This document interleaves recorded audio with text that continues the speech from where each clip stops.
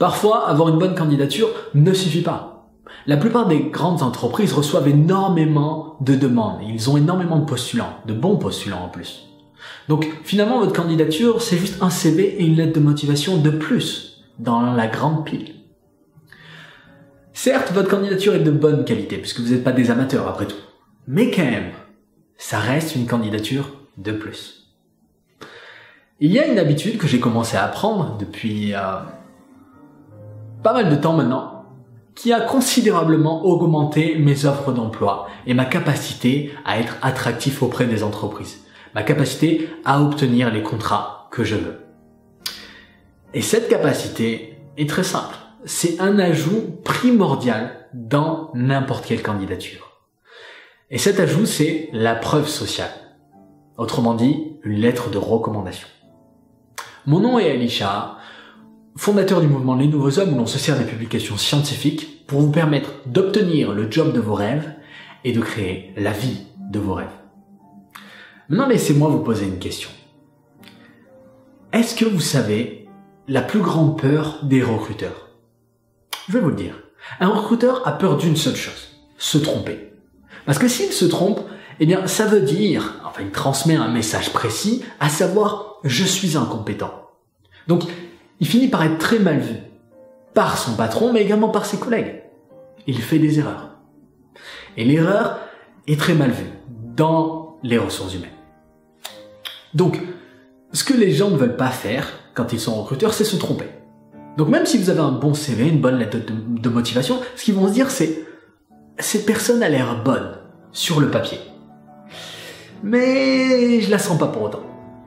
Donc ils vont pas prendre le risque de vous prendre, parce qu'ils veulent pas se tromper, ils ont peur. Alors que si maintenant, après votre CV, après votre lettre de motivation, ils voient une lettre de recommandation de votre directeur qui recommande vos compétences, alors là, ils seront rassurés. Pourquoi ? Puisque vous avez déjà été présélectionné par quelqu'un dont la vie compte, un directeur. Ça, c'est le pouvoir de la lettre de motivation.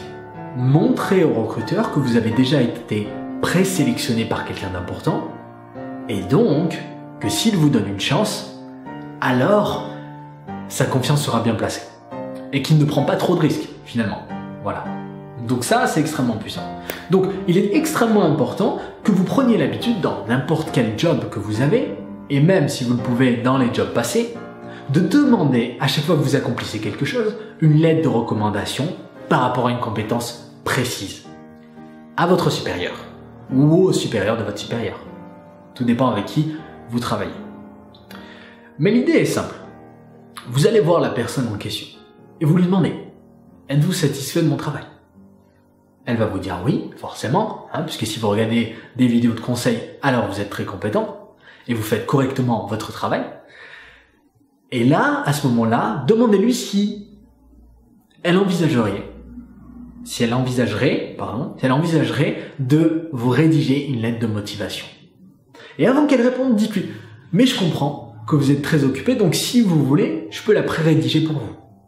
Et vous pourrez modifier ce que vous voudrez ensuite. Voilà. Généralement, elles acceptent la pré-rédaction. Ce que vous voulez au fond. Vous voulez pas que ce soit la personne qui rédige votre lettre de motivation, mais que vous la pré-rédigiez. Comme ça, vous avez le contrôle total. D'ailleurs, je vous ai préparé une vidéo pour savoir comment pré-rédiger une lettre de motivation qui convainc et qui vend vos compétences réellement de la bonne manière et de la meilleure manière.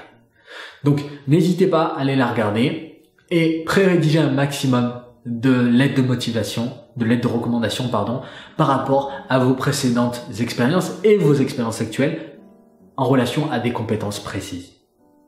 Si vous avez la moindre question, n'hésitez pas, utilisez les commentaires et je me ferai un plaisir d'y répondre. Maintenant, servez-vous de ce que vous avez appris pour créer la meilleure candidature et trouver le job de vos rêves cette semaine. À bientôt.